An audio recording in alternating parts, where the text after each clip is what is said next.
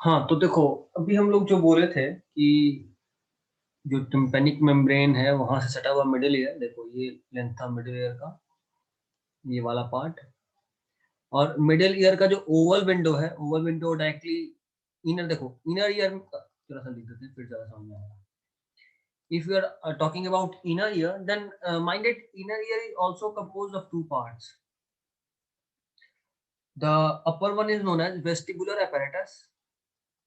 Vestibular apparatus, जो इस diagram में आपको यहाँ दिख रहा है, ये देखो, ये जो दिख रहा है ना आपको, दिस इज वेस्टिबुलर apparatus, ये वाला पार्ट, यहाँ नहीं, ये पार्ट जो आपको दिख रहा है, ये वाला, दिस इज वेस्टिबुलर apparatus। अभी मैं एक डायग्राम में ड्रॉ करूंगा तो और अच्छे से समझ में आएगा। This is vestibular apparatus and second is cochlea, जो आपको इस डायग्राम में ये देखो दिख रहा है, कॉक्लिया, ये वाला पार्ट जो सर्कुलर क्वाइड स्ट्रक्चर है ना, this is cochlea. Now, mind it, vestibular apparatus is responsible for, you can say, as statoreceptor in our body, means balancing of our body, and this cochlear part is responsible for analyzing the nerve, or you may say analyzing the sound। जो sound आया उसको analyse करके उसको nerve impulse में convert कर देना and let the brain to recognise what type of sound and what does it mean. तो inner ear, दो part, first is vestibular apparatus, second is cochlea। Vestibular apparatus helps in balancing of our body। Cochlea has a main role in converting that sound vibrations into nervous impulse so that it can be sent to the brain, which will be analyzing it and recognizing it। Okay, okay। अब देखो, vestibular apparatus जो आपको इस diagram में दिख रहा है वो ऊपर है ना। Vestibular apparatus is above the part, ये वाला part is vestibular apparatus and the cochlear part is directly connected to this middle ear। Mind it, steps in the oval window, ये जो oval window है इससे सीधा cochlear part attach होता है so that the sound vibrations are transmitted to this cochlea। Okay, vestibular apparatus has no role in analyzing sound or helping in analyzation of sound, or you may say conversion of sound vibration into nervous impulse, no role। Vestibular apparatus is only responsible for balancing of our body। अभी तक जो कुछ भी देखे उसको थोड़ा सा लिख लेते हैं सो दैट कि एनसीईआरटी पीछे ना छूटे। इनर ईयर ही मेन है कंसेप्ट इस पूरे टॉपिक का, आज के लेक्चर का। Then let us begin with the inner ear. I guess NCERT भी आप देख लो तो थोड़ा सा अच्छा रहेगा। Yes, this all is enough. Yes yes yes, okay. First of all let me open the highlighter. देखो ये तो मिडिल ईयर का बात हो गया, यहाँ से inner ear. The fluid filled inner ear is called a labyrinth। Mind it, inner ear is fluid filled and this is called labyrinth। It also consists of two parts, the bony and the membranous labyrinth। Mind it, अभी हम लोग जो ये labyrinth वाला बात कर रहे हैं, ये दोनों हम लोग vestibular apparatus के लिए बात कर रहे हैं। कॉक्लिया में labyrinth ऐसा कुछ नहीं होता। Okay, we are talking about this labyrinth with respect to this vestibular apparatus। The bony labyrinth is series of channels in, ठीक है, bony labyrinth is a series of channels inside which lies the membranous labyrinth, which is surrounded by a fluid called perilymph। I guess अभी तक जो पढ़े उसको मुझे side में लिख देना चाहिए। सबसे पहले तो लेट मी राइट labyrinth। हाँ तो देखो labyrinth है ना, labyrinth, ये labyrinth क्या है तो fluid filled inner ear है ना। क्या है भाई, तो this is fluid filled inner ear. Labyrinth दो तरह का, एक बोनी और एक मेम्ब्रेनस। तो एक तरफ लिखेंगे बोनी और एक तरफ लिखेंगे मेम्ब्रेनस, ठीक है। बोनी में क्या होता है भाई, तो it has series of channels.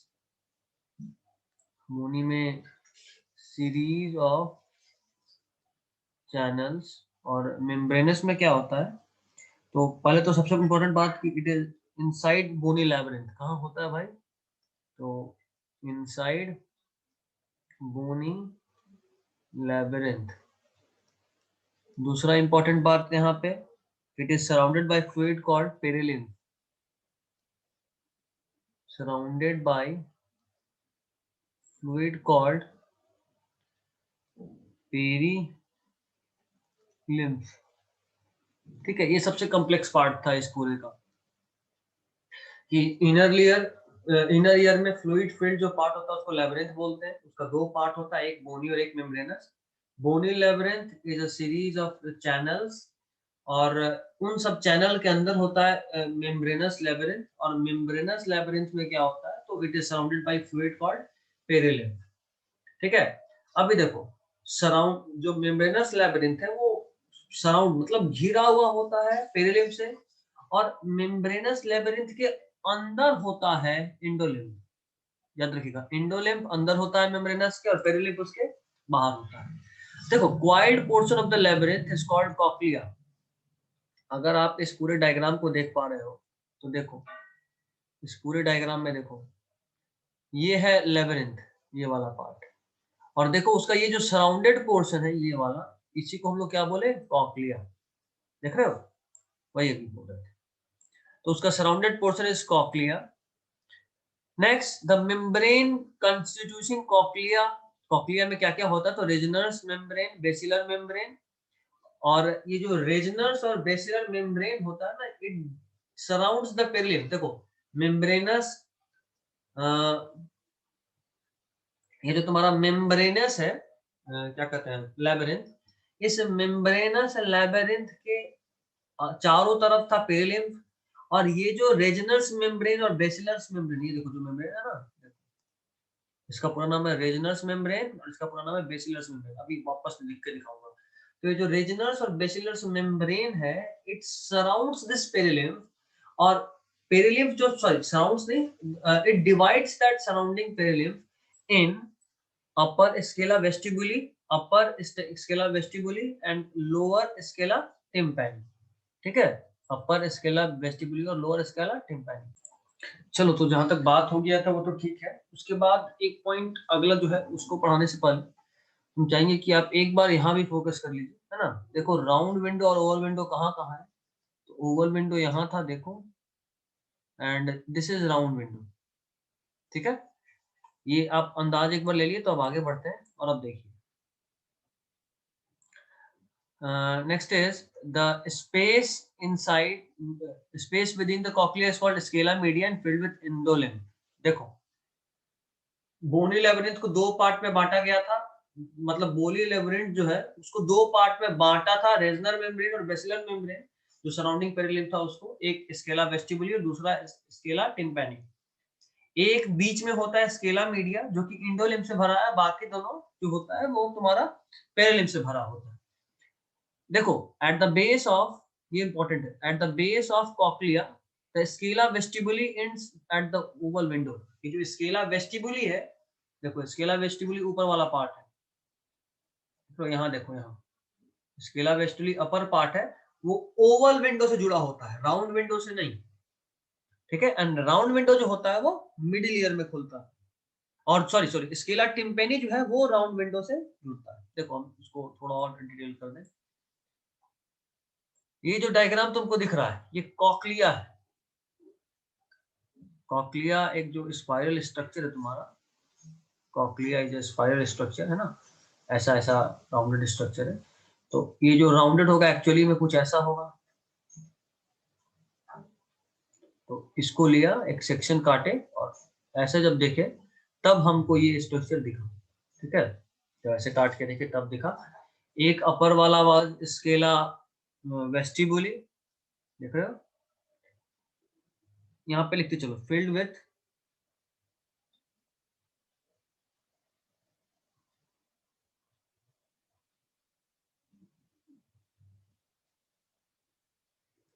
Scala vestibuli के लिए लिखोगे फिल्ड विथ पेरिलिम्फ।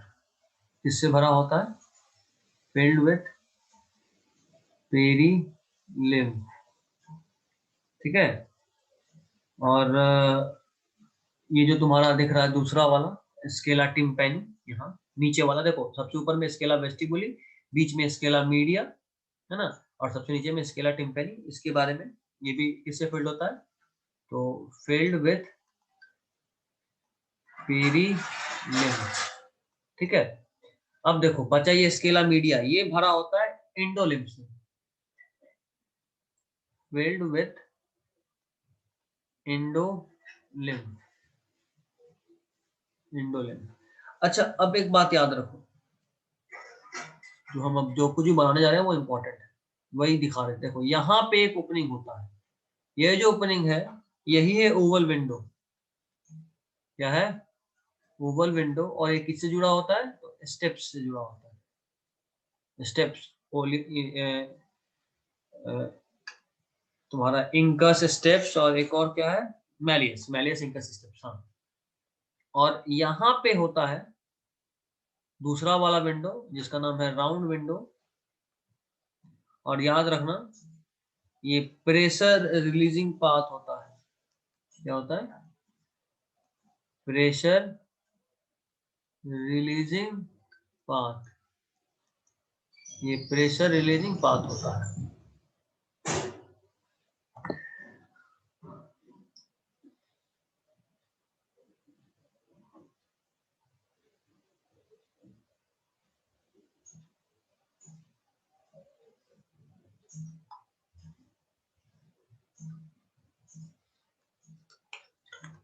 देखो अब हम चाहेंगे कि तुम जरा सा इसका एक अंदाज लगाओ। देखो ध्यान से, ये जो ओवल विंडो है, ये जो ओवल विंडो है वो यहाँ से जुड़ा होगा इस वाले पार्ट से, देख रहे हो, यहाँ से इस पार्ट से जुड़ा होगा ओवल विंडो।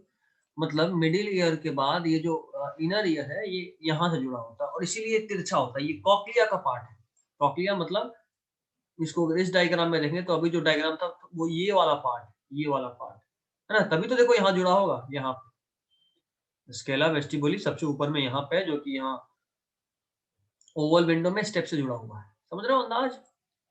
अब देखो हम चाहेंगे कि हम एक डायग्राम बनाएं। अच्छा रुको, उसके पहले एक और चीज यहाँ लिख देते हैं जो तुम्हारे लिए अच्छा रहेगा। यहाँ पे देखो इस वाले में ये जो येलो वाला पार्ट तुमको दिख रहा है, ये पार्ट, ये वाला, अपने बुक में देखो ज्यादा क्लियर दिखेगा। यहाँ हेयर सेल्स होता है, क्या होता है, हेयर सेल्स। और ये करता है क्या, तो लिखो vibrates in response, it vibrates in response to sound and generates impulse on tectorial membrane, generates impulse on tectorial membrane, ठीक है।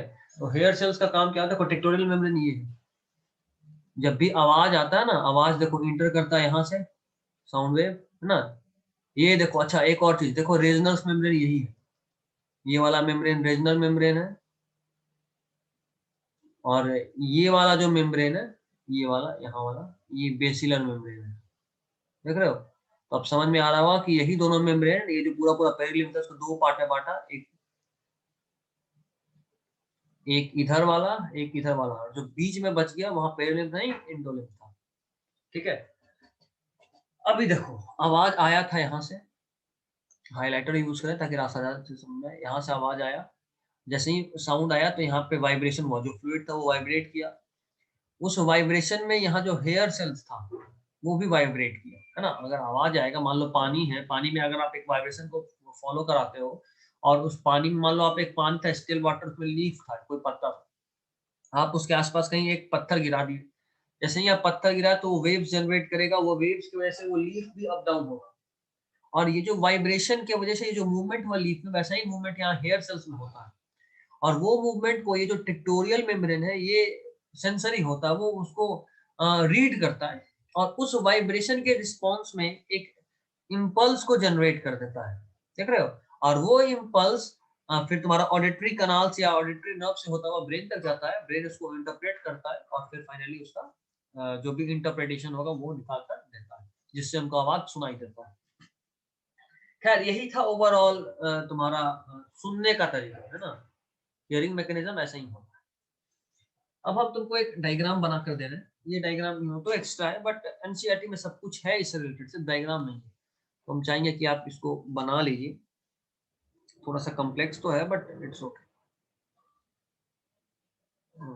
एक यहाँ से ऐसे लो, गुड, आ जाओ आ जाओ। अभी थोड़ा सा छोटा छोटा यहाँ पे ऐसा ये करते हुए यहाँ लाओ, यहाँ पे एक ऐसे ऊपर और अभी चलवाओ नीचे, ये एक राउंड घुमा दो, इसको कंटिन्यू करो और इसको बंद।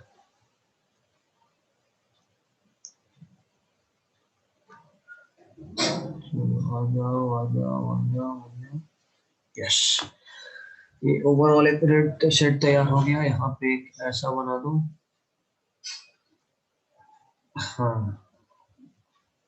अब देखो ये टेंशन है यहाँ पे है, एक ओपनिंग, थोड़ा सा चौड़ा एम्पुला, फिर पतला निकाल के ऐसे लो, बीच में ये आ गया। चलो इस एम्पुला से निकलो, आओ आओ, यहाँ पे फिर से एक एम्पुला चौड़ा सा, और दूसरा वाला सिंपल। अगर आप देख पा रहे हो तो आप अच्छे से समझ भी पा रहे होंगे कि यहाँ पे एक एम्पुला बना है ना। एम्पुला इज माउथ पे स्वोलन पार्ट, देख रहे हो दोनों जगह, यहाँ एम्पुला है यहाँ एम्पुला है, ये एकदम बराबर है। और इसके ठीक पीछे में एक और ऐसा स्ट्रक्चर होता है जो बस इसका कोई खास काम नहीं, वैसे ही घूम के आ जाता है। ठीक है, चलो तो ये तुमको डायग्राम दिख गया। अब कुछ मॉडिफिकेशंस कर दिया जाए। इसमें एक ऐसा स्ट्रक्चर होता है, चलो यहाँ पे भी डालो, हो गया। कुछ यहाँ पे भी होता है तुम्हारा, सारे माउथ पे होगा, जहाँ जहाँ एम्पुला होगा मतलब सोलर स्ट्रक्चर वहाँ वहाँ होगा ही। और इसमें तो कहीं नहीं भाई। अभी एक सेंसरी पार्ट बना दो, ये कुछ ऐसा।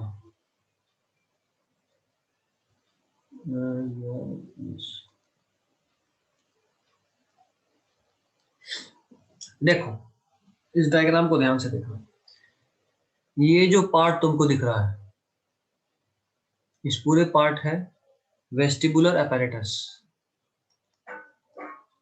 वेस्टिबुलर apparatus, अभी तुमको जो पूरा पूरा वेस्टिबुलर apparatus दिखा है, देखो उस पे ये वाला स्ट्रक्चर को खासकर फोकस करो। देखो डायग्राम में, मेन डायग्राम में देखो कैसा दिखता है। देखो ये स्ट्रक्चर देख पा रहे हो। अच्छा, ये यहाँ से पहले तक जो कुछ भी तुमको दिख रहा है, ये वाला, ये सब वेस्टिबुलर apparatus है। और ये जो क्वाइलिंग दिख रहा है तुमको, ये जो क्वाइलिंग दिख रहा है, ये उसके नीचे का क्वाइल है, जो तुमको इस डायग्राम में भी दिख रहा है। ठीक है, वेस्टिबुलर apparatus तो तुम देख लिए, उसके जस्ट नीचे में ये जो कॉक्लियर डक्ट है, इसको भी देख लो। देखो ये जो है, this is cochlear duct and minded, this is responsible for hearing, responsible for hearing, सुनने के लिए यही रिस्पॉन्सिबल है। And this vestibular apparatus is for balancing, balancing. अब थोड़ा सा लेवल कर दे ताकि आपका सारा प्रॉब्लम दूर हो जाए। देखो इसको बोलते हैं सेमी सर्कुलर कनाल। अच्छा, जितना भी कनाल तुमको दिख रहा है ना, दिस इज सेमी सर्कुलर कनाल। यहाँ के बारे में एक खास बात याद रखिएगा, ये सारा का सारा जो सेमी सर्कुलर कनाल होता है ये एक दूसरे के परपेंडिकुलर होता है, are perpendicular to each other, एक दूसरे के क्या होता है, परपेंडिकुलर। ये देखो, ये जो रेड वाला पार्ट तुम देख रहे हो यहाँ पे या यहाँ पे, इसको बोलते हैं ऑटोलिथ। ये इसको ईयर स्टोन भी बोलते हैं या ईयर डस्ट बोलते हैं, ईयर सैंड बोलते हैं। ये एक्चुअली में होता है calcium particle coated with protein. क्या होता है तो लिख देते हैं, calcium particles coated with protein, calcium particle coated with protein. ठीक है, ध्यान रखिएगा। अच्छा, नेक्स्ट चीज इज ये जो सेंसरी पार्ट है, ये देखो ग्रीन से ही करता हूँ बेहतर रहेगा, तेज पार्ट्स। ये जो दोनों पार्ट है ये सेंसरी स्ट्रक्चर है, जिसका नाम है मैक्यूला। ये है क्या भाई मैक्यूला, तो लिखेंगे patches of sensory sales. Year में जो सेंसरी सेल्स होते हैं उनके पैच होते हैं, ठीक है।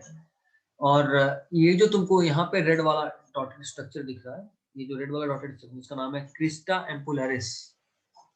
यहाँ पे जो रेड वाला दिख रहा है ना, ये देखो, ये जो तुमको दिख रहा है, या फिर ये जो तुमको दिख रहा है ये वाला स्ट्रक्चर, इसका नाम है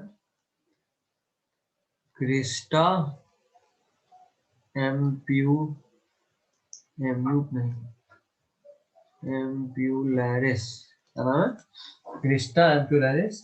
जिसका काम क्या होता है, तो एम्प्यूला पे ये भी एक तरह का सेंसर ही होता है, लिख देते हैं यहाँ पे भी, also patch of sensory sales. अच्छा, अब दो बात और जान जाओ, दो बात और जान जाओ। ये जो सेमी सर्कुलर कनाल है और एम्प्यूलरी क्रिस्टी है, चलो एक अलग ही ढंग से करते हैं, ब्लू या छोड़ो, इसको हाइलाइटर यूज करते हैं। ये देखो, ये जो पार्ट तुमको दिख रहा है क्रिस्टी सेमी सर्कुलर कनाल, मतलब ये एज अ होल, ये किसके लिए होता है, तो ये होता है for dynamic equilibrium. Dynamic equilibrium का मतलब क्या होता है कि अगर आप मान लो दौड़ रहे हो, चल रहे हो, बट फिर भी आपका बॉडी जो इक्विलिब्रियम बैलेंस में होता है वो इनके वजह से होता है, सेमी सर्कुलर कनाल और क्रिस्टा एम्पुलरिस। और जो स्टैटिक इक्विलिब्रियम होता है, अच्छा एक बात और, इस वाले का नाम बता दूं, ये वाला जो, ये जो स्ट्रक्चर आपको दिख रहा है ये वाला, इसमें से इसका नाम है यूट्रिकुलस, यूट्रिकुलस। और ये वाला जो है इसका नाम है सैक्यूलस। तो और ये वाला जो पार्ट है, this is for static equilibrium. इसके लिए स्टैटिक इक्विलिब्रियम मतलब जब आप बैठे हुए हो, मान लो हम बेड पे बैठे हुए हैं, बट फिर भी तो हमको बैलेंस करना होता है बॉडी को, कई बार बैठे बैठे भी गिरते हैं, है ना। अगर मान लो तिरछा बैठे हुए हैं, या अगर आप मान लो कि बैलेंसिंग इतना आसान होता है, तो किसी डेड बॉडी को बैठा के छोड़ देते, क्या रह जाएगा, गिरेगा। क्यों गिरेगा, क्योंकि उस वक्त बैलेंसिंग वो नहीं कर सकता, जबकि हम कर सकते हैं बैठे हुए भी बैलेंसिंग। तो बैठे हुए या खड़ा खड़ा, सिंपल बस स्टैंडिंग पोजीशन में, उस वक्त भी बैलेंसिंग चाहिए होता है। छोटा बच्चा जब चलना सीख रहा था तो खड़ा खड़ा भी गिरता है ना, खड़ा है अचानक से गिर गया, तो उसका यही प्रॉब्लम होता है कि उसमें स्टैटिक इक्विलिब्रियम अभी नहीं बना। या कई बार बच्चा खड़ा तो हो जाता है, बट जब दौड़ना शुरू करता है, चलना शुरू करता है, तब गिरता है ना। ये चलना सीखने का कुछ स्टेज होता है, स्टार्टिंग में तो चल ही नहीं पा रहा है, कोई बात नहीं, बैठ भी नहीं पा रहा होता है ना। उसके बाद वो बैठ पाया तो यूं समझो कि उसमें जो स्टैटिक इक्विलिब्रियम है वो डेवलप होना शुरू हो, फिर धीरे धीरे वो खड़ा भी हो पा रहा है, स्टैटिक इक्विलिब्रियम एकदम ठीक हो गया है। लेकिन जब खड़ा है तो तुम तो नहीं गिरता, बट जैसे ही आप उसको बुलाओ आजा बाबू और तुम्हारी तरफ वो आया, जैसे ही चलना शुरू करता है वो गिर जाता है। रीजन ये है कि उसका स्टैटिक इक्विलिब्रियम डेवलप हो चुका है, पर डायनेमिक इक्विलिब्रियम के लिए जो भी स्ट्रक्चर चाहिए, जो भी फंक्शन चाहिए, वो अभी डेवलप नहीं हुआ।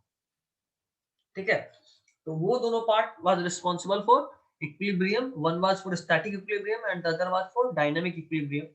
Now we are left with only cochlea. Cochlea का डिटेल स्ट्रक्चर अभी हम लोग पढ़ चुके हैं, हाँ? ये जो हम लोग पढ़ रहे थे ये कॉक्लिया था, ये पूरा पूरा कॉक्लिया था। तो स्ट्रक्चर तो हम लोग पढ़ चुके हैं। अब एक बार बस रीड कर लेते हैं बुक को और सामने सामने चीज को देख लेते हैं। अच्छा, यहाँ पे पहले इक्विलिब्रियम के लिए देखते हैं। ये वाला पैराग्राफ जो तुमको दिख रहा है, ये वाला, ये paragraph is for hearing, the next one, last one is for balancing. तो first we are going for balance, then we will be going for hearing. देखो, the inner ear also contains a complex system called vestibular apparatus, देख ही चुके हो, located above cochlea, सही बात है। vestibular apparatus is composed of semicircular canals and otolith। देखो, ये था semicircular canal और ये था otolith। Macula is the sensory part of saccule and utricle. देखो, यही तो है मैक्यूला, ये वाला मैक्यूला। ये सेंसरी पैच है किसका? यूट्रिकुलस का और सैक्यूलस का। देखो लिखा हुआ है utricle and saccule. Each semicircular canal lies in different plane at right angle to each other. देखो, अभी हम लोग बोले थे कि ये राइट एंगल होता है, सेमीसर्कुलर कैनाल आपस में सबके क्या होता है? Right angle, perpendicular. The membranous canals are suspended in the perilymph of the bony canal। ये हम लोग पहले ही जान चुके हैं कि membranous canal bony canal के अंदर होता है, पढ़े थे ना। bony labyrinth और membranous labyrinth तो हम लोग बात किए थे कि ये दोनों vestibular apparatus के लिए, तो एक्चुअली वो इसी बात के लिए था कि जो membranous part है वो bony के अंदर होता है, उसके perilymph के अंदर suspended होता है। Next is the base of canal is swollen and is called ampulla। अभी बताए, ये जो swollen part होता है ये ampulla, वापस से एक बार लिख भी देता हूँ यार। ये जो भी सोलन पार्ट है, ये वाला हर में, इसका नाम एम्प्यूला होता है, बेसल सोलन पार्ट, ठीक है। which contains a projecting ridge called crista ampullaris। देखो, सब में रेड वाला crista ampullaris, ये वाला पार्ट आप सब देख पा रहे हो। ये मिटा के फिर से कर दूं? अरे पूरा ही मिट गया, पूरा ही मिट गया। खैर कोई नहीं, कोई नहीं, आप पहले देख चुके हैं। क्रिस्टा एम्पुलरिस है ना, हो गया।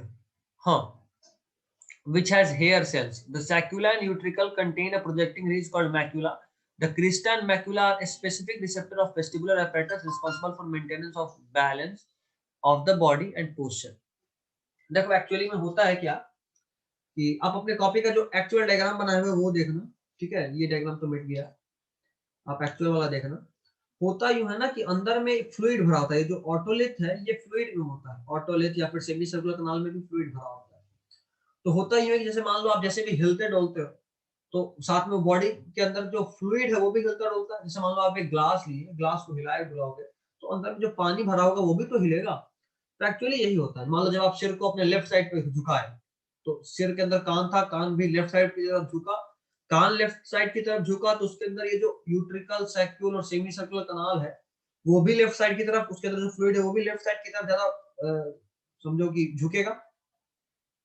अब जैसे ही वो फ्लूइड झुकेगा तो उस फ्लूइड के अंदर जो ये जो ऑटोलिथ है, स्टोन सेल्स, ये स्टोन सेल जाकर वो जो सेंसरी स्ट्रक्चर उस पर टकराएगा।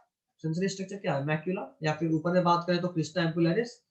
तो उस पे जाकर टकराएगा, टकराएगा तो वहां से इंपल्स जनरेट हो जाएगा कि बॉडी इस तरफ झुका है। ब्रेन उसके बाद उसको रिमाइंडिंग एक्शन बताएगा कि भाई इधर झुके हो तो इधर, और उधर झुकोगे तो गिर जाओगे, तो सीधा हो जाओ। या फिर कई बार मान लो हम चल रहे होते हैं किसी रेलिंग पे, है ना, बाउंड्री पे चल रहे हैं बस, तो जब बाउंड्री पे चल रहे होते हैं तो हम लोग देखते हैं कि जब इधर झुके तो हाथ इस तरफ ऊपर नीचे होता है बैलेंस करने के लिए, और ये ऑटोमेटिक होता है, वो यही करता है, ठीक है।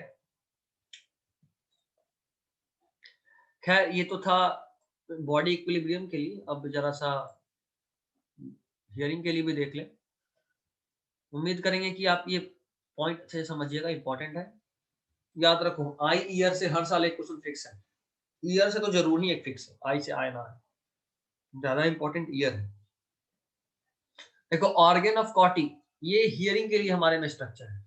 ऑर्गन ऑफ कॉटी एक स्ट्रक्चर है जो कि बेसिलर मेम्ब्रेन पे जुड़ा होता है और उसमें हेयर सेल्स होता है। देखो, अभी बात किए थे ये जो क्रिस्टा एम्पुलरिस था उसमें भी हेयर सेल्स था, यहाँ भी हेयर सेल है। काम बस वही है, जो भी मूवमेंट होगा उसको सेंस करके मूवमेंट को, या मान लो वाइब्रेशन रहा तो वाइब्रेशन के वजह से मूवमेंट, या फिर बॉडी के वजह से मूवमेंट, इसको सेंस करके इलेक्ट्रिकल इंपल्स में कन्वर्ट करना और ब्रेन तक पहुंचाना। ठीक है, तो ये जो ऑर्गन ऑफ कॉटी है, ये ऑर्गन ऑफ कॉटी यहाँ पे एक स्ट्रक्चर होता है जिसके अंदर एक बेसिलर मेम्ब्रेन पे होता है जिसमें कि हेयर सेल्स होता है जो कि ऑडिटरी रिसेप्टर की तरह एक्ट करता है। ये internal side of organ of कॉटी पे सिचुएटेड होता है और इसका काम क्या होता है कि, अच्छा एक और बात याद रखो, ये जो basal end of hair cells है ये क्लोज कांटेक्ट में होता है एफरेंट नर्व फाइबर। देखो ये जो तुमको दिख रहा है ना, ये नर्व फाइबर है, ये क्या है, नर्व फाइबर, इसके कांटेक्ट में होता है। उससे होता है क्या, a large number of process called stereocilia projected from the apical part of each hair cell। अच्छा ये तो बताया कि हेयर सेल के ऊपर में स्टीरियोसीलिया भी होता है, जाहिर सा बात है सीलिया और सॉफ्ट होगा, हल्का भी मूवमेंट, क्योंकि देखो बॉडी मूवमेंट का जहां तक बात था तो वहां तो पानी था, पत्थर था, जाके टकरा गया, समझ में आ गया, लेकिन जब बोल रहे थे तो वाइब्रेशन बहुत वीक होता है, वो मूव करा है किसी चीज को, इसके लिए जरूरी है कि वो चीज बहुत छोटा होना चाहिए।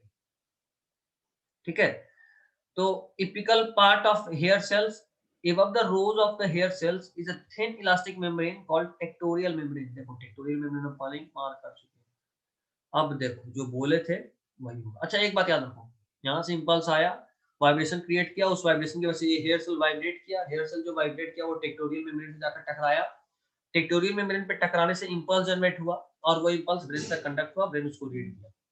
लेकिन कई बार मान लो बहुत तेज साउंड आ रहा है, इतना साउंड अगर कंडक्ट कर दिए तो पता चला कि कान का चदरा तो फटा ही था, उसके साथ साथ ये जो ऑडिटरी नर्व है वो भी डैमेज हो जाएगा। तो उससे बचाने के लिए क्या होता है ना, देखो इंपल्स आया, ट्रांसफर हुआ, और ट्रांसफर होने के बाद जो एक्स्ट्रा था ना, एक्स्ट्रा जो बहुत एक्स्ट्रा था, उसको यहाँ से बॉडी कई बार पास भी कर देता है, देखो राउंड विंडो से, और इसलिए इसको बोलते हैं ये प्रेशर रिलीजिंग पार्ट। ठीक है, चलो अभी जरा सा नीचे वाला आखिरी पैराग्राफ रीड कर ले हमारे आज के क्लास का।